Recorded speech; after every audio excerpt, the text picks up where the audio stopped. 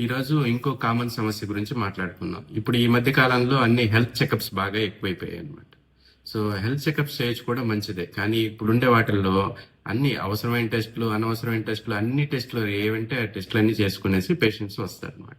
ఇప్పుడు మా దగ్గరికి కామన్గా వచ్చే ప్రాబ్లం ఏంటంటే, డాక్టర్ గారు నేను హెల్త్ చెకప్ చేయించుకున్నాను, నా రుమటాయిడ్ ఫ్యాక్టర్ పాజిటివ్ ఉంది, నా యూరిక్ యాసిడ్ ఎక్కువ ఉంది, నా ఏఎస్ఓ టైటర్ పెరిగిపోయింది, నా ఏఎన్ఏ అనేది పాజిటివ్ వచ్చింది, నేనేం చేయాలి, ఏమిటి నాకు జబ్బు ఉంది. ఇంకా ఇది ఒక రకం అయితే, ఇంకా కొంతమంది అయితే ఆల్రెడీ కొన్ని మందులు వేసుకుంటూ కూడా వచ్చేస్తారు మా దగ్గరికి. సో ఇవన్నీ కూడా అన్నీ కూడా పేషెంట్కి జబ్బు ఉంటేనే మనం టెస్ట్ చేయాలి. లక్షణాలు పేషెంట్కి వ్యాధికి సంబంధించిన లక్షణాలు ఉన్నప్పుడే టెస్ట్ చేస్తేనే వాటికి సిగ్నిఫికెన్స్ ఉంటుంది.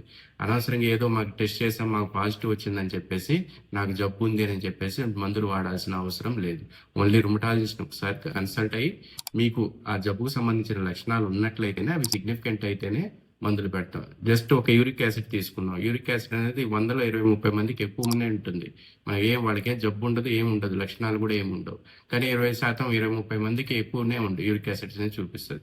వాళ్ళందరికీ ట్రీట్మెంట్ తీసుకోవాల్సిన అవసరం అయితే లేదు.